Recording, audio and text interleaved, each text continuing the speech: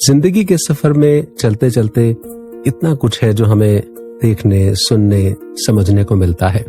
और खासकर जब हम सफर कर रहे होते हैं, एक गाड़ी में बैठे होते हैं, एक जगह से दूसरी जगह जा रहे होते हैं, तो सामने वाली गाड़ी के ऊपर लिखा हुआ भी कुछ ऐसा होता है जो मन को गुदगुदा देता है। बिल्कुल। और कई बार कुछ सोचने पर भी मजबूर करता है। जी। आपने कभी कुछ पढ़ा है ऐसा? बहुत सारा पढ़ा है। बताऊं? बिल्कुल बताए ना। जैसे कि सावधानी हटी दुर्घटना घटी। बिल्कुल। और मैंने बड़ी खूबसूरत एक बात पढ़ी जहाँ लिखा था, जो होना है सो होना है, फिर काहे का रोना है। वाह। And this give me such a beautiful perspective of accepting कि जो होना है होत वही जो राम रची राखा। क्या बात है। और मैंने भी एक बहुत प्यारी और कमाल की बात पढ़ी। सबसे बड़ा रोग क्या कहेंगे लोग। अब इससे बड़ा रोग और बीमारी और क्या होगी कि हर टाइम ये सोचते रहना। जी हाँ, what are people thinking about me. और एक बड़ी मजे की बात और पढ़ी मैंने। क्या? मिल्क को कहते हैं दूध। अच्छा। कर्ड को कहते हैं दही। वाह। आप भी सही और मैं भी सही। Oh my God. कमाल। और एक और जिसके ऊपर एक बहुत प्रसिद्ध कोक स्टूडियो का गाना भी बन गया। आपने वो गाना सुना है, पसूड़ी? बिल्कुल सुना है। उसके सिंगर है अली सेठी। वो कहते हैं, मैं एक शहर से दूसरे शहर जा रहा था और तब मैंने किसी गाड़ी के पीछे लिखा हुआ देखा कि अगलावा मजबूरी नो आड़ जान दी पसूड़ी नो। अच्छा। माने कि एक ड्राइवर की मनोव्यथा है कि मैं ट्रैवल ही कर रहा हूँ और मैं इस दूरी को, इस मजबूरी को खत्म कर देना चाहता हूँ। And since he was very close to the border, तो वो सोचने लगे कि ये बॉर्डर्स भी खत्म हो जाएं और हम सब बिना किसी मजबूरी के एक दूसरे से मिल पाएं। Beautiful. That is where the song came into being. Amazing. जी। और वो एक बात जो लगभग हर ट्रक या हर गाड़ी के पीछे लिखी होती है, वो बताऊं? मुझे समझ में आ रहा है आप वेयर यू कमिंग फ्रॉम। आ रहा है ना? तो वो है, बुरी नजर वाले तेरा भी भला हो। जी हाँ, हालांकि हम हंस रहे हैं पर कई बार लोग देख करके डर जाते हैं। बिल्कुल। और उसके साथ लगे हुए वो नींबू मिर्ची और काली परांदी और जूते या चप्पल या फिर एक ऐसा फेस बना होता है जिसके ऊपर आंखें निकल रही हैं, डरावना। और पता नहीं क्या क्या लिखा होता है, बुरी नजर वाले डैश डैश डैश डैश। जी। तो दोस्तों, आज इस एपिसोड में हम बात करने वाले हैं नजर की, नजरिए की। और इस एपिसोड में आपके साथी रहेंगे हम। मैं हूँ राकेश। मैं सविता। नमस्कार। धन्य निरंकार।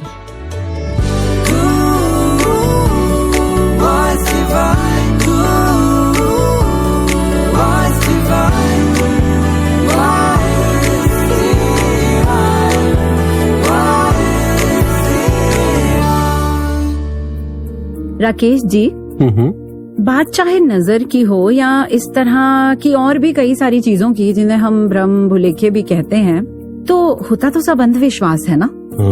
तो अंधविश्वास यानी किसी की बात सुनकर बिना अपना दिमाग लगाए उस बात को मान लेना। जी हाँ, और पल भर लगता है अंधविश्वास बनाना और सदियां उसको ढोती रहती हैं। तो ये जो दिमाग है ना, वही विश्वास करता है और वही अंधविश्वास में फंस जाता है। तो आज ये बात क्लियर करनी बड़ी जरूरी होगी कि विश्वास क्या है और अंधविश्वास क्या है। तो अंधविश्वास की कुछ और डेफिनेशंस जो समझी, सोची और पढ़ी, तो उसमें ये भी था कि वो जो पहले से घर में, परिवार में कोई मान्यता, कोई परंपरा, कोई प्रथा जिसे तर्क या कारण या विज्ञान द्वारा नहीं समझाया जा सकता, बस हो रहा है, करते चले जा रहे हैं। या फिर अगर भगवान को मानते हैं तो अपना कर्म ही छोड़कर भगवान के ही भरोसे बैठे रहना जी। और फिर उसके बाद भगवान को कोसना जब आपकी कम मेहनत पर आपको उसके अनुसार फल मिले, तो वो परमात्मा पे अंधविश्वास नहीं तो और क्या है। जी हाँ, मुझे लगता है अपनी आशाओं, आकांक्षाओं और कमजोरियों को कहीं न कहीं ढांपने का काम हम अंधविश्वास के माध्यम से करते हैं। Exactly. Without any logic, rhyme और रीजन। यस, बिल्कुल। और कैसे भगवत गीता में तो ये लिखा है ना, ज्ञातुम दृष्टुम, यानी कि जानो और देखो। और हमारे मिशन में हमारे सद्गुरु ने भी तो हमें यही समझाया, एक को जानो, पहले जानो, फिर मानो, फिर एक हो जाओ, फिर विश्वास करो। एब्सोल्युटली। और हमें तो सद्गुरु ने इस निराकार प्रभु का दर्शन भी करवाया और उसका भी दोस्तों हम जिक्र करेंगे maybe in the later half of the episode. पर अभी हम बात कर रहे हैं अंधविश्वासों की, जी। सुपरस्टिशंस की, डॉगमास की। तो कैसे लोग फंसते चले जाते हैं सविता जी। सोमवार, मंगलवार, आज मंगलवार है, नाखून नहीं काटने जी, और वीरवार को क्या नहीं करते? हाँ सुना है कि वीरवार को कपड़े नहीं धोते, ऐसा कहते हैं। और हेयर कट या शेव नहीं कर सकते किसी पर्टिकुलर डे या पर्टिकुलर टाइम। और एक फौज के जवान ने तो ये कहा कि पुलिस और फौज में तो रोज ही शेव बनानी होती है। तो क्या हम लोग गलत हो गए? और शाम को झाड़ू नहीं लगा सकते, संडे को ये नहीं कर सकते। माने इतना बोझ है इन सुपरस्टिशंस का। बिल्ली रास्ता काट गई तो आगे मत जाओ, भले ही किसी का एग्जाम हो। छींक आ जाए तो काम रोक दो, भले ही नुकसान क्यों ना हो जाए। अरे छींक आने पर तो ऐसे हुआ, किसी ने कहा कि छींक आ गई, अब काम नहीं होगा। तो मैंने वापस उस व्यक्ति से कहा, जब छींक आई आपको जी, तो आपने क्या किया? कहने लगे मैंने तो परमात्मा का नाम लिया। जैसे अक्सर हम कहते हैं ब्लेस यू या सिमरन कर देते हैं, उसने भी परमात्मा का नाम किसी और रूप में लिया। मैंने कहा जो चीज आपको परमात्मा के नाम के साथ जोड़ दे वो अपशगुन हो सकता है। ये कितना सुंदर है। तो आपकी छींक तो मुबारक हो गई। और ऐसे ही कितना कुछ ना राकेश जी, बाएं हाथ में खारिश हो रही है तो पैसा खर्च होगा, सुबह मुंडेर पे कौआ बैठा था तो आज मेहमान आएंगे, और शीशा टूट गया तो ये अपशगुन हो गया, रंगोली बनाई है तो घर में लक्ष्मी आएगी। पता नहीं क्या क्या हम बोझ अपने साथ ढोते चले आ रहे हैं। जी हाँ, और जहाँ तक अब दिनों की बात है, मंगलवार, सोमवार, जस्ट इमेजिन ये दिन किसने बनाए और ये कैलेंडर किसने बनाया? वास्तविकता में जो कैलेंडर हम यूज करते हैं वो ग्रिगोरियन कैलेंडर है। एक संत हुए सेंट ग्रेगरी रोमन एम्पायर में सन 1582 में, जिन्होंने एक फाइनेंशियल कैलेंडर बनाया और वही कैलेंडर आज तक चल रहा है। उन्हीं का या इस प्रकार से बनाया हुआ सोमवार, मंगलवार हमारा मंगलवार बन गया, पूरे विश्व का मंगलवार बन गया, शनिवार बन गया, सोमवार बन गया। अब सोचिए हमारा अपना मनुष्य का बनाया हुआ मंगलवार और हम उसी में फंस के बैठे हैं। मेरा तो मंगलवार ठीक नहीं जाता, मुझे तो शनिवार को ऐसा हो जाता है। इससे बड़ी मूर्खता और क्या हो सकती है? और मुझे याद है एक बार सदगुरु बाबा हरदेव सिंह जी महाराज ने स्वयं अपने विचारों में ये फरमाया कि जब हर पल इस परमात्मा ने बनाया है तो कोई पल अशुभ कैसे हो सकता है। क्या बात है। कुछ दिन पहले ही एक यूथ सेशन अटेंड करने का मौका मिला तो एक कोई 24-25 साल की युवा बहन, उन्होंने एक क्वेश्चन किया भरी हुई आंखों से। उन्होंने कहा कि मेरी नई नई शादी हुई है और मुझे घर में फोर्स किया जाता है कि आप पैरों में बिछुए जरूर पहनो, और ये कहा जाता है कि आपने बिछुए उतार दिए, क्या आपको पता नहीं है कि ये पहनने से आपके पति की उम्र लंबी होती है? अच्छा। And she was asking me कि आप ही बताइए कि जो बिछुए नहीं पहनते क्या उनके पति की उम्र लंबी नहीं होती? जन्म और मृत्यु तो पूरी तरह परमात्मा के हाथ में है ना। एक तो ये कि हम खुद फंसे हैं, और उससे बड़ी अनफॉर्चुनेट बात, एक मूर्खता की बात, कि हम अपनी आने वाले जनरेशंस को भी फंसाते चले जाते हैं। And superstitions then run from one generation to the other till maybe someone comes and enlightens. तो इसी प्रकार से सदगुरु माता सुदीक्षा जी महाराज और निरंकारी राजपिता जी के आशीर्वाद से NYS निरंकारी यूथ सिंपोजियम होते हैं जी, और वहाँ इसी प्रकार का प्रश्न आ गया कि क्या श्राद्ध में शादियां करनी ठीक है, वार त्योहारों के बारे में। तो सदगुरु माता जी ने जो उसका उत्तर वहाँ दिया, दास अपने श्रोताओं के बीच रख रहा है जी। सदगुरु माता जी ने कहा कि अगर श्राद्ध पक्ष में की गई शादियां अशुभ हैं और बाकी दिनों की शुभ हैं, तो इसका मतलब बाकी दिनों में जो शादियां होती हैं, द सो कॉल्ड शुभ मुहूर्त में शादियां होती हैं, उनमें तो कोई गड़बड़ होनी नहीं चाहिए, डाइवोर्स नहीं होने चाहिए। हाँ बिल्कुल, ये तो सही बात है। तो सदगुरु तो हमें हमेशा अविश्वास से विश्वास में और अज्ञान से प्रकाश में स्थापित करते हैं जी। और सदगुरु के ही लिखे ये वचन, ये फरमान, आइए सुनते हैं संपूर्ण अवतार वाणी के इस शब्द के रूप में। तू मालक, तू खालक मेरा, तुद आगे अरदास करा, तन मन तन सब तेरी माया, तन मन तन सब तेरी माया, पे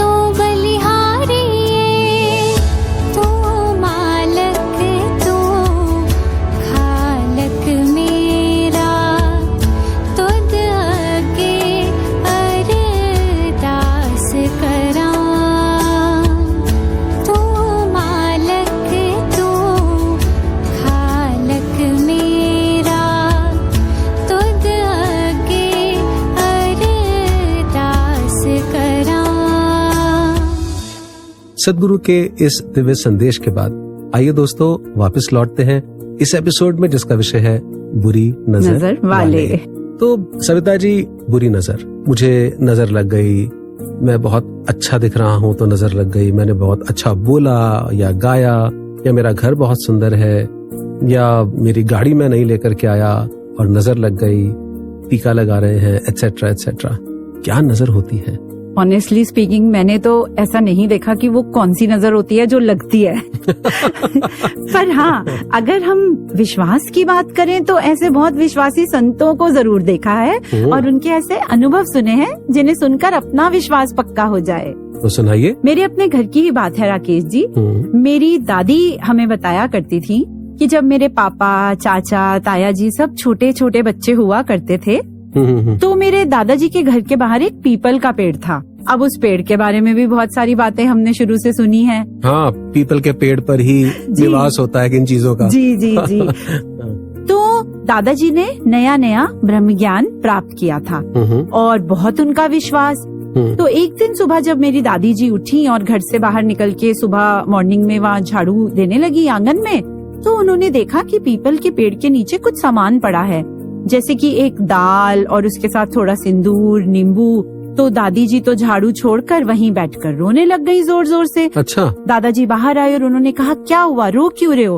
तो दादी जी ने कहा कि ये देखो, लगता है कोई जादू टोना कर गया है, हमारे तो छोटे छोटे बच्चे हैं, अब क्या होगा? तो दादाजी ने दादी जी को डांट लगाई और उन्होंने कहा, ये रोना धोना बंद करो, कुछ नहीं होता, इतना बड़ा निरंकार हमारे साथ है, और चलो ये जो दाल पड़ी है ये उठाओ और आज रात को डिनर में यही दाल बनेगी। Oh my God. और दादी कहने लगी, कैसी बातें कर रहे हो आप, ये दाल मैं बना कैसे सकती हूँ? पर दादाजी ने तो जैसे जिद पकड़ ली, नहीं आज तो यही दाल बनेगी, मैं देखता हूँ। अच्छा। और वही हुआ। उस रात अंगीठी पे दादी जी ने वही दाल चढ़ाई, सुमिरन कर करके सभी को खिलाई, सब बच्चों ने खाई। और राकेश जी, यकीन मानना, किसी को कुछ भी नहीं हुआ। ऐसा था मेरे दादाजी का विश्वास। क्या बात है। इसका मतलब नजर की शुरुआत मुझसे ही होती है जी। मेरा डाउट ही नजर को जन्म दे रहा है। If my spiritual immunity is low, ठीक है, इस संसार में अनेक प्रकार की एनर्जीज हैं, नेगेटिव भी हैं, पॉजिटिव भी हैं, but instead of focusing on the negative energy, why can't I focus on the positive energy? जी। मैं आपको एक और उदाहरण देता हूँ। अभी पिछले दिनों गुजरात जाना हुआ, हुजूर ने उस स्टेट की सेवा बख्शी है। हाँ जी। और दाहोद शहर में जब जाना हुआ तो वहाँ एक परिवार में गए जी। तो वहाँ बहन ने बताया कि 10-15 साल पुरानी बात है, सदगुरु बाबा हरदेव सिंह जी के वक्त की बात है। ओके। तो व्यापार में चूंकि वृद्धि कर रहे थे तो कोई कॉम्पिटिटर होगा जो जेलस था। अच्छा। और इनके घर में अचानक से चिट्ठियां आने लग गई कि हम तुम्हें तबाह कर देंगे, ब्लैक मैजिक कर देंगे, जादू टोना कर रहे हैं। और घर में वो सामान भी, कुछ सिंदूर और कुछ धागे, कुछ चावल पोटली में बांधकर ऐसे भी गिरने लग गए। अच्छा। तो अब ऐसा सब कुछ देख करके डर तो लगता ही है, लेकिन इस बहन का विश्वास सदगुरु पर अटल था। इन्होंने कहा कुछ नहीं होगा, सिमरन करो। वाह। कुछ दिन बाद इनके पति टूर पर जा रहे थे और फिर चिट्ठी आ गई, मेरा पति जा रहा है, ये वापस नहीं लौटेगा। ओह। लेकिन विश्वास किया और कहा आप दूर पे जाओ, निरंकार अंग संग है, सदगुरु अंग संग है, कुछ नहीं होगा। वाह। सब कुछ ठीक रहा। उसके बाद 1-1.5 साल तक ये सिलसिला चलता रहा। फिर बेटा भी जवान हो गया और बेटा और पति दोनों टूर पर ट्रैवल कर रहे हैं, ट्रेन से जा रहे हैं। चिट्ठी फिर से आ गई। अच्छा। तेरा पति और तेरा बेटा जा रहे हैं, हम ऐसा जादू टोना कर रहे हैं कि ये दोनों खत्म हो जाएंगे और वापस नहीं लौट के आएंगे। ये लिखा था। ये लिखा था। लेकिन उस बहन का विश्वास देखिए, उस परिवार का विश्वास देखिए। दोनों टूर पे गए और सदगुरु की कृपा से वापस भी आए। व्यापार तरक्की भी करता रहा। 3 साल तक ये सिलसिला चलता रहा। 3 साल के बाद उसी तरफ से चिट्ठी वापस आई और उस चिट्ठी में 50,000 रुपए का एक पैकेट था, एक सोने का सिक्का था और उसमें लिखा था कि हम ये जादू टोना कर करके थक गए और हम तबाह हो चुके हैं। आप सच्चे, आप पूरे, आपका सदगुरु पूरा है। क्या बात है। और वो जो माया उन्होंने भेजी, वो लिखा कि ये 50,000 रुपए और ये सोने का सिक्का, बस यही अब हमारे पास बचा है। ये आप अपने सदगुरु के चरणों में नमस्कार कर देना और हमारी तरफ से क्षमा मांगना। और उस समय सदगुरु बाबा हरदेव सिंह जी वहाँ टूर के लिए भी गए थे और ये भी उस चिट्ठी में लिखा कि हम आज सत्संग में आएंगे, हमें पहचानने की कोशिश मत करना, हम आपके पूर्ण सदगुरु के केवल दर्शन करने आ रहे हैं। कमाल। रोंगटे खड़े हो जाते हैं सुनकर के कि हमारा सदगुरु हमें पूर्ण मिला है, कहीं हमारे विश्वास में तो कमी नहीं है। जी बिल्कुल। तो बात वही कि ताती वाव न लग गई, पार ब्रह्म सरनाई, चौगिर्द हमारी रामकार, दुख लगे ना भाई। पूर्ण सदगुरु के साथ हमारा पूर्ण विश्वास रहे, दुनिया की कोई ताकत बाल भी बांका नहीं कर सकती। मुझे नहीं लगता राकेश जी कि इससे बड़ा हमें कोई और एग्जाम्पल अब चाहिए होगा एक गुरसिक के अपने सदगुरु पे विश्वास का। जी। और जरूर हमारे सुनने वाले सभी श्रोता भी जहाँ हैरान होंगे, वहाँ वो भी इस विश्वास से भरपूर हो चुके होंगे कि ये निरंकार कितना ताकतवर, कितना पावरफुल है। Thank you Rakesh ji for sharing this wonderful experience. तो ऐसा ही एक और विश्वास भरा अनुभव सुन लें जी, जो सुनाने जा रहे हैं बहन नवदिशा बजाज जी बेंगलोर से। जी।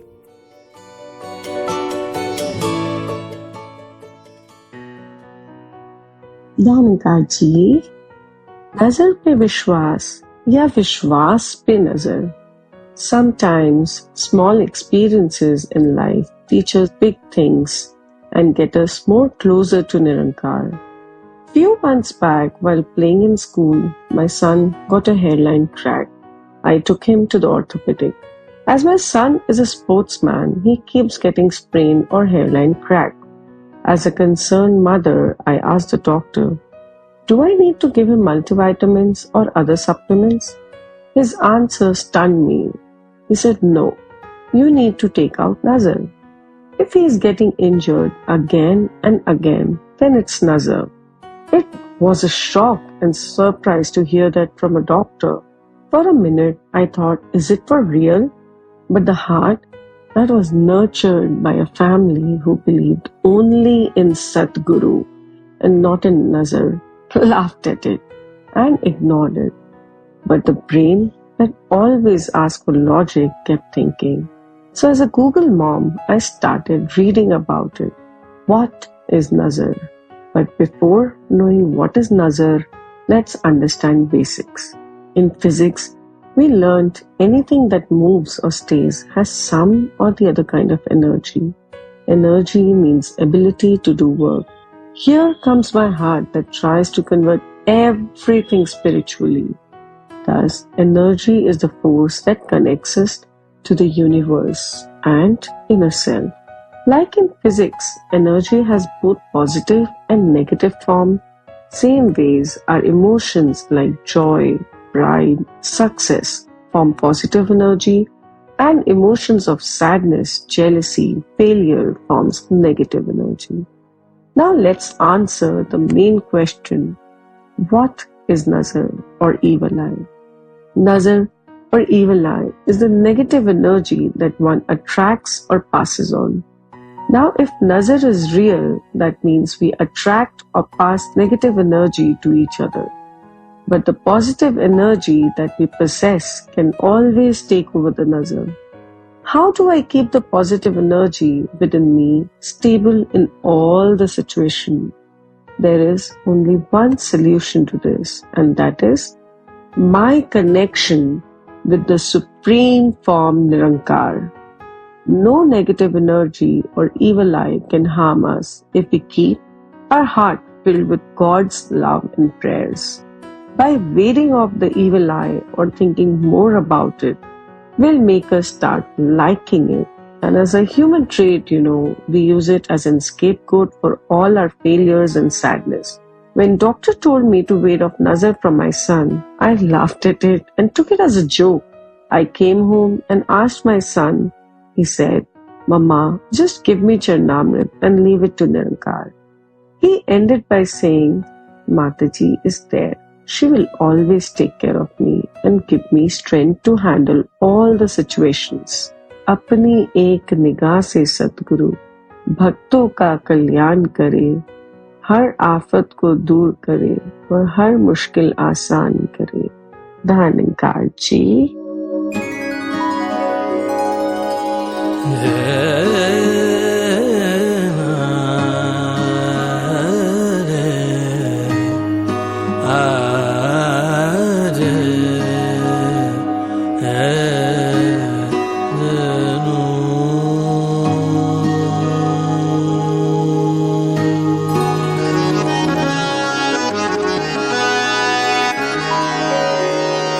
सतगुरु मेरे शहनशाह ते बणिया मेरा ईमान रहे। हर कड़ी हर हाल अंदर सतगुरु दा ध्यान रहे। सतगुरु मेरे शहनशाह।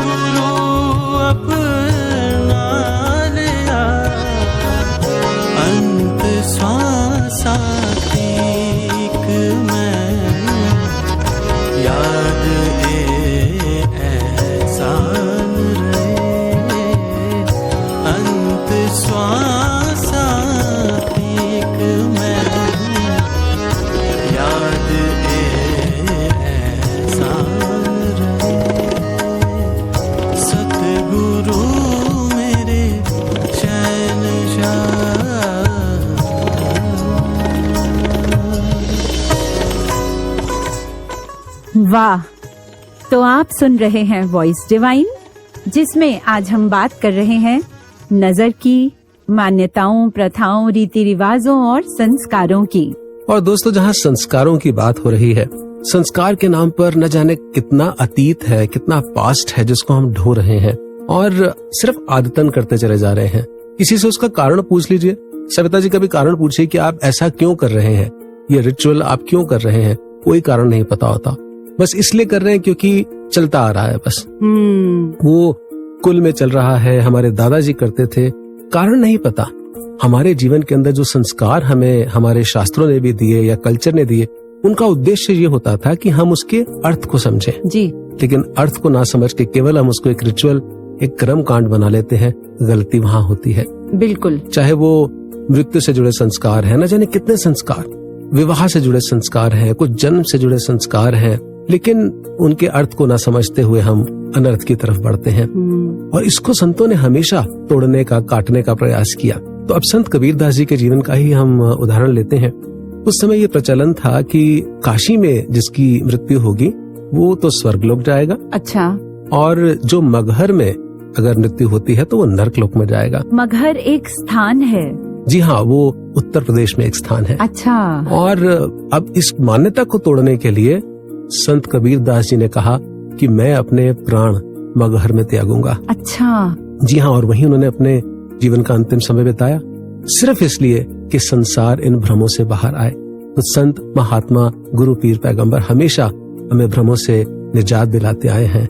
इसलिए कहते हैं ना कि भक्ति लोग की अजे न समझे, रब नु पाना भक्ति है, छठ के सारे परम पुलेखे, गुरु रिझाना भक्ति है। क्या बात है।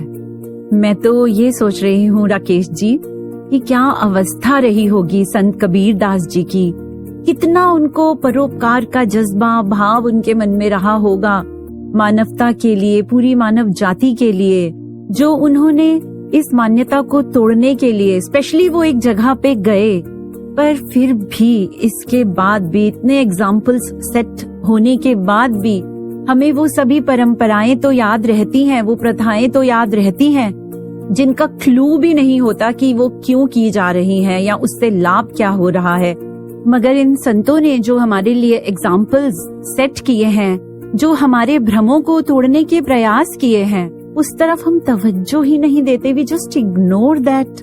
हाँ ठीक है, जो अच्छी चीजें हैं, जो अच्छी बातें हैं, जो हर युग के लिए उपयोगी हैं, सही हैं, उनको फॉलो करना ठीक है, उनको अपने साथ आगे लेके चलना अच्छा है, पर कम से कम अपने विवेक का इस्तेमाल तो करें। और जहाँ सविता जी संस्कारों की बात आती है ना, वहाँ संग की बात, जो हमें सदगुरु ने कहा कि सत्य संग करें, बहुत जरूरी होती है। आप देखिए कि अगर एक प्लॉट हम खरीद लेते हैं जी, उसी प्लॉट के साथ, मान लीजिए इस प्लॉट की कोई एक विशेष कीमत है, अगर उसी प्लॉट के साथ सरकार ये अनाउंस कर देती है कि अब इस प्लॉट के साथ शमशान भूमि बनेगी, ओह, तो उस प्लॉट की क्या कीमत रह जाएगी? जीरो कीमत हो जाएगी। और वहीं अगर ये हो जाए कि उस प्लॉट के साथ मान लीजिए किसी एक फेमस एक्टर ने, शाहरुख खान ने प्लॉट खरीद लिया, माय फेवरेट एक्टर तो बताइए उस प्लॉट की कीमत क्या होगी? Double triple. आप देख रहे हैं संग का असर कितना पड़ता है जी। हमारी कीमत उन्हीं से होती है जो हमारे संग हैं। इसीलिए संतों का संग करें, नेक लोगों का संग करें, और माता पिता भी अच्छे संस्कार अपने बच्चे को दें। क्या बात है। दोस्तों, आगे बढ़ने से पहले आइए सुनते हैं ये मधुर गीत।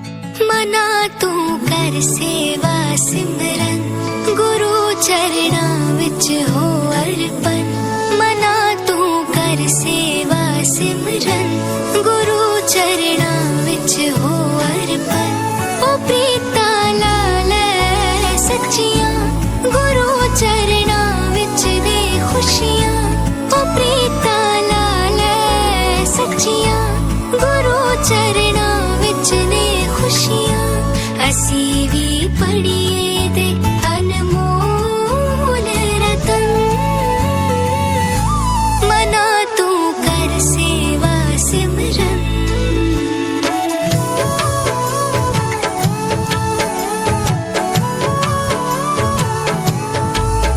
प्यार वंडदे ही जाइए सोने कर्म कमाइए मन के एनू रूबरू। सदा चुप के रहना संतान विच बैठा जप, तू ही तू ही तू। मना तू कर सेवा सिमरन, गुरु चरणा विच हो अर्पण। मना तू कर सेवा सिमरन, गुरु चरणा विच हो अर्पण। ओ प्रीता लाल सच्चियां, गुरु चरणा विच दे खुशियां। असी भी पढ़िए ते अनमोल रतन, मना तू कर सेवा सिमरन। इस सेक्शन के बाद वार्ता में आगे बढ़ते हैं, और ये समझने के बाद that it is important for us to always remain connected and thereby protected. हम अपने आप को बचा भी सकते हैं, केवल नाता हमारा जुड़ा रहे। जी। लेकिन सविता जी, कई बार नाता टूट सा जाता है, माया का प्रभाव है, प्रलोभन है, और ऐसे लगता है कि हमारा रिमोट कंट्रोल दूसरों के हाथ में है। हम कहते तो हैं कि I am free, we are citizens of a free country, और हम ब्रह्मज्ञानी भी हैं, लेकिन कई बार दूसरों का हमारे ऊपर इतना प्रभाव होता है, किसी ने कुछ कह दिया तो हम रिएक्ट कर रहे होते हैं, किसी ने थोड़ा सा वहम डाल दिया तो हम उसमें फंस जाते हैं। जीवन के अंदर उतार चढ़ाव आते हैं, अभाव आते हैं, सुख दुख आते हैं, तो हम उसके प्रभाव में आकर के ही न जाने कितने अंधविश्वासों को पाल लेते हैं। तो ऐसे में कैसे अपने आप को बचाया जाए? मैं तो राकेश जी यहाँ पर थोड़ा सा एक पहलू इसका दूसरा टच करना चाहूंगी कि it is very easy to blame others. हम कितनी आसानी से दोष दे देते हैं कि उसकी नजर खराब है, उसने मुझसे ऐसे बोला, उसका व्यवहार ठीक नहीं है, वो जेलस है मेरे से, हाँ वो ईर्ष्या करता है। पर हम कभी इस बात की तरफ क्या गौर करते हैं कि हम अपने साथ क्या करते हैं? एक बात याद आई, कुछ दिन पहले ही महात्मा वॉइस डिवाइन की रिकॉर्डिंग के लिए आए, तो उन्होंने एक अपनी आप बीती बताई कि कैसे उन्होंने कहा कि जिनसे भी मेरा अच्छा प्यार है ना, मैं बहुत क्लोज हूँ जिनके, तो उनके आगे मैं कुछ भी बोल देता था, ऐसा मैं किया करता था, मैं बहुत फ्री होके रहता था। तो वो किसी अपने मित्र के घर गए और वहाँ किसी ने बड़े प्यार से उनको एक शरबत नए तरीके का बना के दिया, बड़े उत्साह से कि उनको अच्छा लगेगा। तो कहते जैसे ही मैंने एक सिप पिया और मैंने एकदम ब्लंटली उनको ये कह दिया, ओहो ये कैसा शरबत है, ऐसे लग रहा है जैसे मैं कफ सिरप पी रहा हूँ। अच्छा। हाँ जी। और फिर ठीक ऐसे ही कुछ दिनों के बाद किसी और जानकार के घर गए, जब डिनर सर्व हुआ तो एक उन्होंने नई रेसिपी यूट्यूब से देख के कोई सब्जी बनाई थी, कहते जैसे ही एक चम्मच खाया मुझे अच्छी नहीं लगी और फिर वही आदत मैंने कह दिया ऐसे लग रहा है जैसे मैं कोई दवाई पी रहा हूँ, ये थोड़ा दवाई जैसा नहीं लग रहा। बाकी चीजें तो अच्छी बनी है पर ये सब्जी थोड़ी ऐसी है। और फिर उन्होंने कहा कि मुश्किल से 2 या 3 दिन बीते होंगे और उनको छिड़ गई खांसी। ऐसी खांसी कि इतनी दवाइयाँ पीने और खाने के बाद भी वो ठीक ही ना हो। तो उन्हें एक दिन कहते हैं मैंने सुमिरन किया और मैंने रियलाइज किया कि मेरे अपने ही शब्द तो ये निकले थे कि मैं कफ सिरप पी रहा हूँ, मैं दवाई पी रहा हूँ। अब ये सुनकर हमारे लिसनर्स कहीं इस वहम में ना आ जाएं कि हम जो बोलते हैं वो पूरा होता रहता है, ऐसा नहीं है। लेकिन ये तो एक सच है, ये तो किताबें भी कहती हैं कि हमारा अपना सबकॉन्शियस माइंड ही हमारी कही हुई बातों को, खासकर जिन बातों को हम बार बार रिपीट करते हैं, सच मान लेता है and it starts believing and working on it. Absolutely. इसी को अष्टावक्र गीता में कहा कि सत्यैव किवदन्ति या मति सा गतिर्भवेत्, क्योंकि हमारे ही विचार सविता जी हमारा पीछा करते हैं, हमारे ही शब्द हमारा पीछा करते हैं। अब देखिए बात जहाँ आती है नजर लगने की, जी नजर लग गई कि मेरा बच्चा बहुत सुंदर है, इसको नजर लग गई, मैं बहुत खूबसूरत लग रहा हूँ, लग रही हूँ, मैंने नया सूट पहना है, मैंने नया शर्ट पहनी है तो नजर लग गई, मैंने बड़ा अच्छा बोला गाया, मकान दुकान गाड़ी किसी चीज को नजर लग गई। अब सोचने की बात है कि सबसे पहला ख्याल इस बात का कि ये चीज अच्छी है, महंगी है, सुंदर है, यूनिक है, ये सबसे पहले ख्याल किसके मन में आया? खुद को। मेरे ही तो मन में आया कि मैं अच्छा लग रहा हूँ, मेरा बच्चा अच्छा लग रहा है, मेरा मकान बहुत अच्छा लग रहा है, ये गाड़ी बहुत अच्छी है मेरी। सबसे पहले नजर खुद मैंने ही लगाई।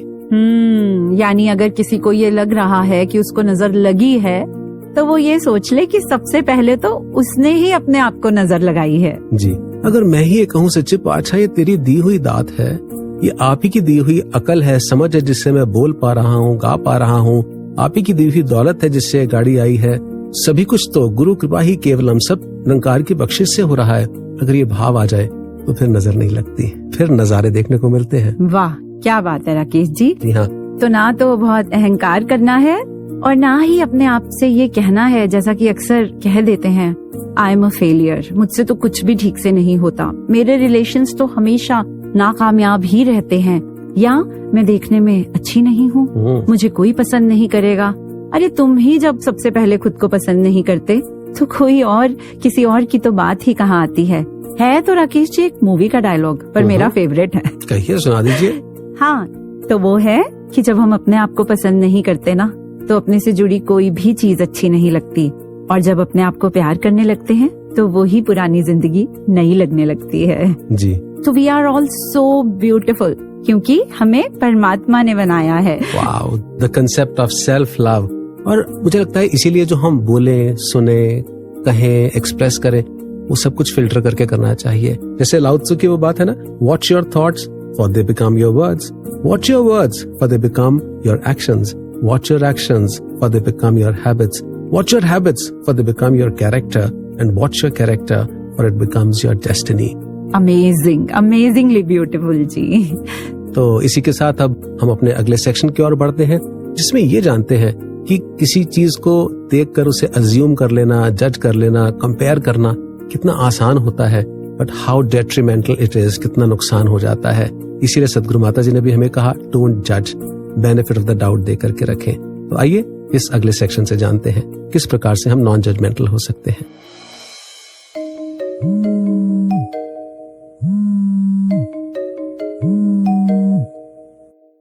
हेलो, हाँ जी मम्मा।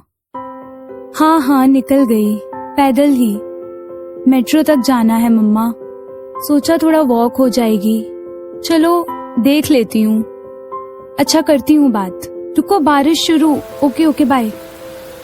क्या यार, बारिश को भी अभी आना था, खुल जा मेरे भाई। चलो छाता तो खुला, क्या देखूं यार, कोई ऑटो या रिक्शा है भी नहीं। अब तो वॉक करने का भी मन नहीं कर रहा है इस बारिश में।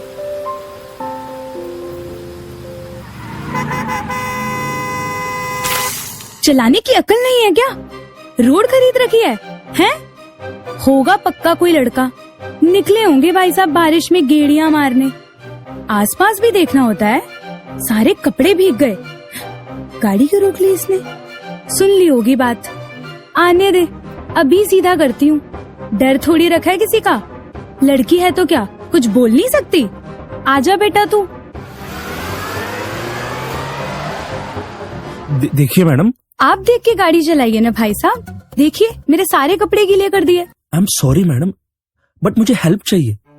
पीछे गाड़ी में पेशेंट है, ही इज वेरी क्रिटिकल।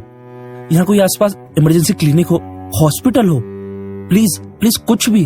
ओ, यहाँ तो हाँ जी प्लीज, मैं इनका रिलेटिव हूँ। मुझे पता भी नहीं इस जगह के बारे में, और कुछ दिख भी नहीं रहा था, इसलिए आपको देखा तो जल्दी से ब्रेक लगाई। प्लीज आप। ओके, आप घबराइए मत। यहाँ सीधा जाते ही मेट्रो स्टेशन है, वहाँ से राइट लेंगे तो एक इमरजेंसी सेंटर मिल जाएगा आपको। वो बाकी सारी हेल्प आपको प्रोवाइड करवा देंगे। वो स्टेशन से राइट? हाँ। ठीक है, thank you so much. Oh god, I pray उन्हें जो भी हुआ है वो ठीक रहे। मैं भी ना एकदम से गुस्से में आ गई। कितनी जल्दी अजम्पशंस बना लेते हैं हम। कभी कभी आंखों से जैसा दिखता है वैसा होता नहीं, बट क्या करती, एकदम से सारा पानी उछल कर आ गया। पर ठीक है, कोई बात नहीं, ही वॉज इन अ हरी। पता नहीं कब से कोई क्लिनिक ढूंढ रहा होगा। चलो जाने दो, आई होप सब अच्छा हो। Lesson learn for life. दीदार की तलब के तरीकों से बेखबर, दीदार की तलब के तरीकों से बेखबर, दीदार की तलब है तो पहले निगाह मांग। वाह। सदगुरु बाबा हरदेव सिंह जी महाराज के प्रवचनों में अनेक बार ये शेर सुना करते थे, और बाबा जी ने यही इंडिकेट किया कि अगर हम इस संसार को खूबसूरत देखना चाहते हैं तो सदगुरु से वो ज्ञान की नजर ले लें, और ज्ञान की निगाह मिलने के बाद सब कुछ ही अच्छा लगता है, हर व्यक्ति अच्छा लगता है। तो आज दोस्तों, जब हम नजर की बात कर रहे हैं, जब हमने बुरी नजर की बात कर ली, तो हम अच्छी और पाक नजर की भी बात करते हैं जी। और कितना कमाल होता है ना ये नजर मिलने के बाद, सभी अपने लगते हैं, सभी प्यारे लगते हैं। सविता जी? हाँ जी, बिल्कुल। और हमें तो सदगुरु ने यहाँ तक कह दिया कि आपके साथ बैठा हुआ गुरसिख भी परमात्मा का ही सदगुरु का रूप है। आपके मन में जो इच्छा है उसको धन निरंकार कीजिए, मन में वो भाव लाइए, आपका वो भाव भी पूर्ण होगा। ये कितनी कमाल का सदगुरु ने हमें गुर दिया है। जी हाँ, ये भी तो एक नजर है। और जब हम सदगुरु के दर्शन करने जाएं तो भी, क्योंकि ये शब्द थोड़ा सा डिफरेंट है, एक है देखना और एक है दर्शन। जी। सदगुरु को हम देखने नहीं जाते, सदगुरु का दर्शन करने जाते हैं। परमात्मा को हमने दर्शन के रूप में देखा है। तो देखेंगे तो फिजिकल बॉडी को देखेंगे, दर्शन करेंगे तो तत्व का। ऐसे ही जैसे पानी को कोई देख रहा है तो पानी दिख रहा है, लेकिन एक केमिस्ट्री का स्टूडेंट जानता है दिस इज H2O। हाइड्रोजन दिख नहीं रहा लेकिन दर्शन हो रहा है, ऑक्सीजन दिख नहीं रहा लेकिन दर्शन हो रहा है जी। तो तत्व की निगाह सदगुरु ने दे करके हमारे जीवन को धन्य कर दिया। कितना सुंदर राकेश जी। और जहाँ आपने निगाह की बात की, हर किसी में परमात्मा को देखने की बात की, तो फिर वो जो मुझे बहुत भला बुरा कहता है, जो मेरे साथ बहुत कड़वा पेश आता है, उसमें भी तो परमात्मा है ना? जी हाँ, अब यहाँ पर तो टेस्ट आ जाता है कि बुरा जो देखन मैं चला, बुरा ना मिले आपको। ये कहना तो बड़ा आसान है जी। ये कहना कि भला करो सबका प्रभु सबका हो कल्याण, ये तो बहुत आसान है, लेकिन मैं सिलेक्टिव हो जाता हूँ। भला करो सबका प्रभु सबका हो कल्याण, पर मेरे पड़ोसी को छोड़ के। भला करो सबका प्रभु सबका हो कल्याण, पर मेरी सास को, मेरी ननद को छोड़ के, या उसे छोड़ के जो दिन रात मेरी बुराइयां करता है, मेरी कमियां मेरे सामने ले आता है। Exactly. पर आप जानते हैं कि सदगुरु क्या कहते हैं? अभी कुछ दिन पहले ही कहीं से ये एक बहुत सुंदर बात पता चली कि कोई एक महात्मा बहुत परेशान, और जाकर आदरणीय निरंकारी राजपिता जी से विनती की कि बहुत मेरी बुराई निंदा चुगली होती है। तो कैसे आगे से यही जवाब आया कि आप ऐसा क्यों नहीं सोच लेते कि निरंकार ने ही उनकी सेवा लगाई है। वाह। और इसी तरह कुछ दिन पहले सदगुरु माता जी का एक प्रवचन जब मैं सुन रही थी जी, तो कितना सुंदर सदगुरु ने इसका सॉल्यूशन दिया। उन्होंने कहा कि संत किसी की बात का बुरा ही नहीं मानते, बल्कि अगर कोई आपकी कमी आपको बता रहा है तो वो उसको वरदान रूप में लेते हैं। देखिए वरदान कहा सदगुरु ने। उन्होंने कहा ऐसे नहीं कहते कि इसने मुझे बोल कैसे दिया, इसकी हिम्मत कैसे हुई। उन्होंने कहा वो ये कहते हैं कि शुक्र है परमात्मा ने शायद इन्हीं के थ्रू ये बात बुलवानी थी, वरना मैं तो अपनी ये कमी कभी देख ही नहीं पाता। और फिर सदगुरु ने ये भी कहा कि निंदक को भी गले लगाना है।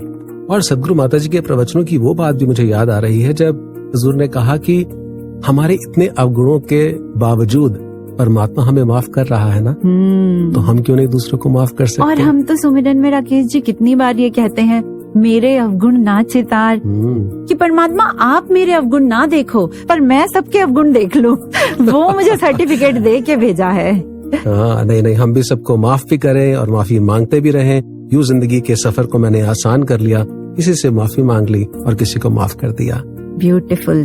तो इसी के साथ अब आगे बढ़ते हैं अपने अगले सेगमेंट रंगमंच से की ओर। जी हाँ। तो यही सब है जो यहाँ ये सब कर रहे हैं। काफी लंबे समय से बॉस, इनके काम में तो रिसेशन भी नहीं आता। त्योहारों पर डिस्काउंट निकाल देते हैं, डिमांड का ग्राफ एकदम ऊपर। और तो और ये पहली सिचुएशन है जहाँ supply is always equal to demand. हाँ बॉस, आउट ऑफ स्टॉक नहीं जाते, खुद ही नए नए वेरिएंट निकाल देते हैं और फिर खुद ही उसकी डिमांड करते हैं। स्वर्ग और नर्क का चक्कर बाबू भैया। फिल्में ज्यादा देखने लग गए हैं आप। Sorry boss. पर बात तो सही कही है, इस डर में कुछ भी करने को तैयार हो जाते हैं सब। ऐसा कीजिए, इन सबकी कुंडली निकलवाइए। क्या बॉस, अब आप भी कुंडली? अरे इनको इनकी भाषा में ही समझाना पड़ेगा ना। आप नोटिस तैयार करवाइए, इनके काम पर एक सवाल तो बनता है। ऐसा करते हैं, इंस्पेक्शन पर चलते हैं। उसमें बड़ा ही आनंद है बॉस। मैं अभी यूनिफॉर्म तैयार करता हूँ। नहीं, सिविल में जाएंगे, एकदम आम तरीके से, किसी और की नजर ना लगे इसके बड़े उपाय बनाते हैं ना ये लोग। आज इन्हीं पर नजर रखते हैं। After you boss. मेरा बच्चा बहन जी, मेरा बच्चा। मुबारक हो। है मेरा बच्चा बहन जी, मेरा बच्चा। हाँ तो मैंने कब कहा कि मेरा है? अरे आप टोन को समझिए ना, परेशान हूँ, बता रहा हूँ। मेरा बच्चा बहन जी, मेरा बच्चा। ओ हाय हाय भाई साहब, क्या हुआ? क्या हुआ आपके बच्चे को? वही नजर बहन जी। ओहो उफ, ये नजर। आप आगे बताइए। बात नहीं सुनता, करियर नहीं चुनता, इसको आता ही नहीं है, इससे होता ही नहीं है। मेरा बेटा मुझसे प्यार नहीं करता। बहन जी कहता है मैं आर्टिस्ट बनूंगा। बताओ अब मेरा गल्ला कौन देखेगा? सीए बनाना था इसे। ओहो, अब तो पक्का लग गई। क्या? नजर। आगे बोलिए। बहन जी कहता है कि एक दोस्त की तरह मुझसे बात करना चाहता है। अब आप बताओ, बाप मैं हूँ कि वो मेरा बाप है? ओहो भाई साहब, बहुत क्रिटिकल है। आप जाइए, वो लास्ट में बाप बाप ही होता है, काउंटर है वहाँ से शर्मा जी का शर्माता लड़का वाला पैकेज ले लीजिए। इनफैक्ट सुनिए, प्रीमियम वाला लेना, डिस्काउंट भी मिल जाएगा। और साथ ही शर्मा जी के लड़के का UPSC lifestyle crack cheat plan complimentary. हाँ बहन जी, आप बिल्कुल ठीक कह रहे हो। मैं ये पैकेज ले ही लेता हूँ। उस बेचारे को तो पता भी नहीं कि उससे किसी की नजर लगी हुई है, तभी वैसी बहकी बहकी बातें कर रहा है। हाँ, ये कही ना आपने मेन बात। जाइए जाइए। सुना बॉस, नजर। हाँ सुन भी रहा हूँ और देख भी। आइए इनसे मुलाकात करते हैं जरा। हाँ साक्षी जी कहिए। क्या आपके हस्बैंड आपको ट्रिप पर नहीं ले जा रहे? ओहो नजर, आप हमारा मियाँ बीवी राजी तो प्लेट में पाव भाजी वाला पैकेट लीजिए। शाम को हमारे नुस्खे से पाव भाजी खिलाइए। अरे विश्वास रखिए ना, ऐसे ही चलता आ रहा है। बड़ी विश्वास की बातें हो रही हैं। अजी वही तो बनाया जाता है यहाँ। तो आपकी फैक्ट्री में विश्वास बनता है? अरे नहीं नहीं नहीं, ऐसे ही बोल दिया उसने। क्या करती हो? Oh sorry. आप कहिए, आपको कौन सा उपाय चाहिए? आपकी तारीफ। जी मैं यहाँ का बॉस और ये मेरी असिस्टेंट। हमारे यहाँ बहुत लोग आते हैं। और ये जहाँ के बॉस हैं वहाँ तो सब आने के लिए मरते हैं, और मैं इनका असिस्टेंट। काफी बड़ी ऑर्गेनाइजेशन है आपकी। आइए ना। वैसे काम अच्छा जा रहा है आपका? अरे बस विश्वास का खेल है जी, लोग विश्वास करते हैं, अपनी गाड़ी चलती रहती है। और तो बताइए जरा, क्या क्या है आपके पिटारे में? हाँ हाँ क्यों नहीं, ये देखिए हमारा एक्सक्लूसिव बेगर लाउंज। बेगर? भिखारी बॉस। अब इतनी इंग्लिश तो आती है मुझे। अच्छा यहाँ क्या है? एकदम क्लासिक पैकेज है जी। सारे नीडी लोगों का डेटा है। आप उनकी मदद के लिए हमें दीजिए, हम उनकी मदद कर देंगे। टर्म्स एंड कंडीशंस अप्लाई, तभी तो पुण्य मिलेगा ना। बॉस, पुण्य के लिए टर्म्स एंड कंडीशंस? ये देखिए हमारा प्रीमियम बेगर चुलबुल पांडे, इधर आओ, बताओ सब। गरीबों की सुनो, वो तुम्हारी सुनेगा, तुम 1 पैसा दोगे तो क्या? तो आइए भाई साहब, यहाँ से शुरू होता है हमारा पैकेज। जमाना नहीं है 1 पैसे का, ना 1 रुपए का, इसलिए डेली पैकेज 10 रुपए रोज देने से पाइए रोजाना पुण्य। हर शुक्रवार को भोजन करवाइए और पूर्वजों तक खाना पहुँचाइए। कैश पास नहीं है तो यूपीआई सेवा का लाभ उठाइए, 25 रुपए कैशबैक भी पाइए। और हमारा प्रीमियम पैकेज 1100 रुपए के साथ दूध पिलाइए, नजर से मिले छुटकारा और स्वर्ग की गोल्डन टिकट पाइए। सुना बॉस, स्वर्ग की गोल्डन टिकट। यही नहीं, अभी और सुनिए, हम कुछ एक्सेसरीज भी देते हैं साथ में। बेटा चुलबुल। जी हाँ, पेश है कॉफी माचा अगरबत्ती, खुशबू फैलाए, तुम लो पुकार, अब होगी हर प्रार्थना स्वीकार। सुना बॉस, अगरबत्ती से अब होगी हर प्रार्थना स्वीकार। भाई साहब, आप ये सब कर कैसे रहे हैं? सिंपल है, भरम क्रिएट करना, उसके बाद डर आ जाता है। बाकी तो डेमो देती हूँ जी मैं। सी ओ फूलमती, उधर रुको, तनिक मैडम बुला रही है, जरा सुनकर आती हूँ। हाय हाय बहन जी, आप वही तो नहीं जो पीछे वाली सड़क से आती हो? पीछे? हाँ वही वही। बहन जी, आपके रास्ते में वो पेड़ भी तो आता है ना? पेड़? रास्ते में कोई ना कोई पेड़ तो होगा ही। हाँ हाँ, आता तो है एक। बहन जी, आपने नोटिस किया होगा, उसकी पत्तियां हैं। हाँ हाँ है। बहन जी, हरे रंग की, इतना हरा कैसे? हाँ हम देखे हैं, ऐसा पूरा हरी चटनी ही बना दिया हो। और बहन जी, वो पत्तियां अपने आप हिल रही होती हैं। बॉस, पत्तियां तो हिलती ही हैं। हाँ हम देखे थे, हिल तो रही थी। बहन जी, उस पे ना कुछ है, पर चलो हमें क्या, ओ पूत वूत थोड़ी होता है। जाओ, आप लो जो आपको लेना है, ध्यान से। हाँ भाई साहब, आओ अब देखना। ए फूलमती, ए इधर आओ। का हुआ री लीला, लाउड स्पीकर ही बन गई हो। फूलमती, फूल हो तुम। हाँ, हिंदी वाला नहीं, अंग्रेजी वाला। जानती नहीं क्या, वो जो रास्ते से हम आते हैं उस पे पेड़ होता है ना एक। हाँ, पत्तियां देखी है, कितना हरा रंग। हाँ, ऐसा जैसे चटनी बना दी हो। अपने आप हिल भी रही थी। हाँ, देखे तो थे हम भी। तो क्या उस पे कुछ है? पर भूत थोड़ी होता है, डरना क्यों है ना? हाँ हाँ हाँ, डरना क्यों? क्यों भाई? ए लीला, क्या सोच रही हो? सैर करने का मन हो रहा था। ऐसा करेंगे, दूसरे रास्ते से चलें। हाँ हाँ, सैर हो जाएगी ना। मैं बता दूंगी बाकी मंडली को भी। क्या रे? यही, रास्ते में पेड़ है, पेड़ की पत्ती हरी जैसे चटनी, पत्ती हिलती है तो उस पे कुछ है। पर डरना थोड़ी है, भूत थोड़ी होता है। ये इन्फॉर्मेशन भी जोड़ देना, निडर बनो, ठीक है? हाँ, पर रास्ता ना दूसरा ही लेंगे। देखा बॉस, देखा, इसके साथ हम बढ़िया सा स्लोगन भी ऐड कर देते हैं। ये तो हमारी असिस्टेंट भी कर देगी। Very creative. हाँ हाँ, अभी बनाया है। नजर बदलिए, नजारे बदल जाएंगे। सोच बदलिए, शौचालय। अभी वर्क इन प्रोग्रेस है। हाँ, पर आपने देखा, भरम है तो डर, डर है तो विश्वास। सवाल मत पूछिए जनाब, बस मानते जाइए, क्योंकि लंबे समय से यही चल रहा है। क्यों? सवाल क्यों नहीं? अरे कहा ना, बस किसी जरूरतमंद के काम आना है तो दिखावा कैसा? अरे, और पुण्य कमाने के लिए कोई दिन या त्योहार क्यों? और कुछ अच्छा करने के लिए स्वार्थ क्यों? पुण्य के नाम पर ये सौदा कैसा? बॉस, ये क्या बोल रहे हैं? बेटा सुनता नहीं, बहू मानती नहीं। कमर में अचानक दर्द तो आओ कुछ बांध लें, कुछ उपाय करवा ले। डॉक्टर्स किस लिए हैं फिर? मैं कहता हूँ रुक जाइए। आज सुबह ईश्वर का नाम नहीं लिया, घर से निकला ही था, पीछे से किसी ने टोक दिया। ओहो, अब कुछ गलत हुआ तो? पक्का भगवान ने नोट कर लिया। मतलब इतने विशाल परमात्मा को इतना छोटा कर दिया कि वो इन सब चीजों का हिसाब रखेंगे। भ्रम फैलाकर विश्वास का नाम देते हो। विश्वास नहीं, अंधविश्वास है ये तो।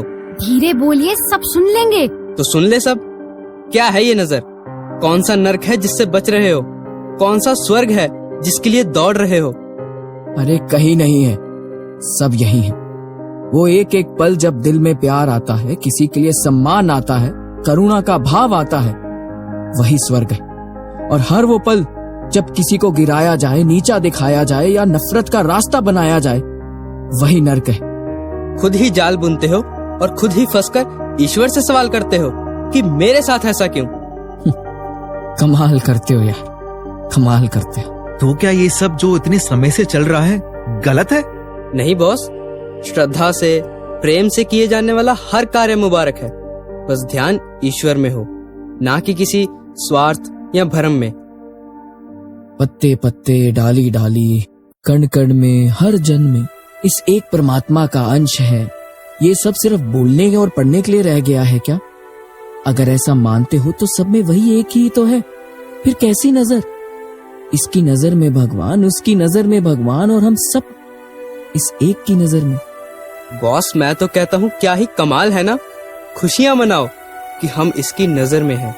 इसलिए अंधविश्वास को विश्वास का नाम देकर भ्रम फैलाना बंद करो। और आप सब भी ईश्वर से सवाल करने से पहले खुद से करो। अरे लॉजिक तो समझो यार। चलो जी, फिलहाल ये रहा नोटिस। बंद करो अपना ये काम। इसी इंस्पेक्शन के लिए तो आए हैं हम यहाँ। क्या नोटिस? बॉस ये क्या बोल रहे हैं? हाँ? आप लोग हो कौन? ऐसे कैसे? कौन है? अरे यही तो है। शांत शांत शांत। देखो तुम्हें जो कहा गया है वही करो। बंद करो ये सब। और आप मिस्टर असिस्टेंट जरा साथ आइए। पर इनका क्या बॉस? देखो ये सब तो इन्हें सोचना है। कोई इस बात से डरकर जीता है कि परमात्मा देख रहे हैं, तो कोई इस सुकून में जीता है कि परमात्मा देख रहे हैं। अच्छा सॉरी बॉस, वो भावुक हो गया था। कितनी बार बोला है, सिविल में हो तो पहचान मत बताया करो। जिस रूप में ये हमें सोचते हैं उस रूप में आ जाते तो कुछ नहीं बताते। आगे से ध्यान रखूंगा महाराज। क्या चित्रगुप्त, तुम भी ना। आओ प्रस्थान करें।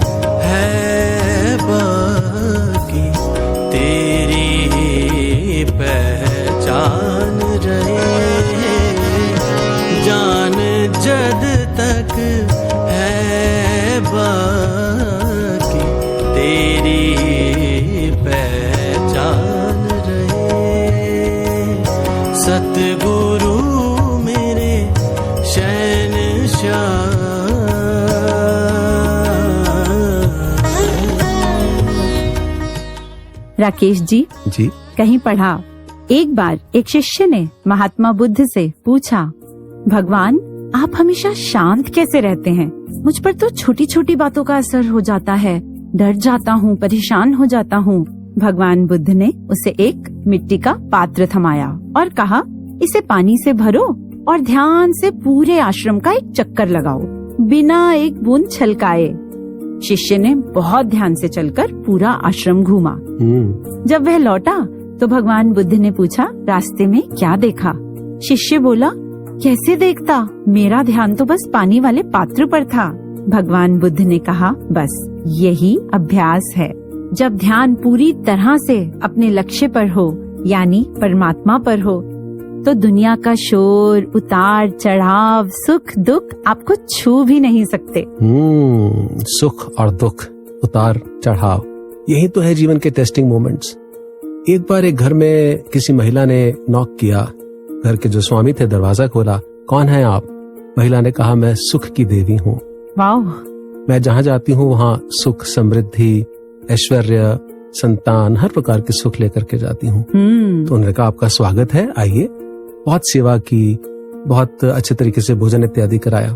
1-2 दिन बीते, अगले दिन फिर घर पे नॉक नॉक हुआ। अच्छा। दरवाजा खोला, एक महिला थी। आप कौन है देवी? मैं दुख की देवी हूँ। मैं जहाँ जाती हूँ वहाँ दरिद्रता आ जाती है, दुख आ जाते हैं, संकट आ जाते हैं, मौत आ जाती है। अरे, आपका इस घर में प्रवेश नहीं हो सकता, जाइए जाइए, आपका यहाँ स्वागत नहीं है, ऐसा उस मालिक ने कहा। तो वो जो बाहर दुख की देवी थी ना, उसने कहा, भाई साहब, जो अंदर है ना, मेरी बहन अंदर आई थी, उससे पूछिए क्या वो मेरे बगैर रह लेगी। और ये अंदर गए और पूछा कि देखिए जी, बाहर कोई महिला आई है, वो कह रही है मैं दुख की देवी हूँ और आप तो सुख की देवी हैं। वो कह रही है कि आप उसके बगैर रहती नहीं हैं। तो सुख की देवी ने कहा, हाँ वो ठीक कह रही है, उसके बगैर मैं रहती नहीं हूँ। जहाँ मैं जाती हूँ वो आती है, जहाँ वो होती है मैं आती हूँ। सुख और दुख साथ साथ आते हैं। So true. और जब ये नजर मिल जाती है कि हर सुख में एक परीक्षा है और हर दुख में एक अवसर है, तो फिर हम सम करके उनको देख पाते हैं। सुख परीक्षा और दुख अवसर, कैसे? अजीब लग रहा है ना जी। क्योंकि सविता जी, हम अक्सर कहते हैं कि दुख एक परीक्षा का समय है, और वास्तविकता में परीक्षा हमारी सुख के अंदर होती है। परमात्मा हमें सुख दे करके शायद टेस्ट कर रहा है कि हम उस सुख को कैसे यूटिलाइज करते हैं। उस सुख में कहीं हम अहंकारी तो नहीं हो रहे हैं, कहीं हम टेकन फॉर ग्रांटेड तो नहीं ले रहे हैं उन सब चीजों को। वास्तविकता में सुख एक परीक्षा है, और जब कभी दुख आता है तो वो हमारे लिए एक अवसर होता है ये समझने का कि आगे कैसे बढ़ा जाए, और शायद किसी चीज से हमें परमात्मा बचा रहा होता है, या हमारे अंदर कोई नया गुण पैदा कर रहा होता है, या हमें और स्ट्रॉन्ग बना रहा होता है। निस्संदेह। कितना खूबसूरत है जी। और आदरणीय दिलबर जी की खूबसूरत कविता की कुछ पंक्तियां याद आ रही हैं, आप कहें तो सुनाऊं? जी, इरशाद। सुख क्या है, एक परछाई है, ये हाथ किसी के ना आई है, मुट्ठी में रेत भरी जैसे, खोले तो खाली पाई है। सुख क्या है, एक परछाई है। क्या सुख इतना क्षण भंगुर है, जैसे कोई शीशे का घर है। क्या बात है। दुख का एक कंकर सह ना सके, इतना कमजोर है, जर्जर है। सुख पल भर ही क्यों आता है, ये साथ में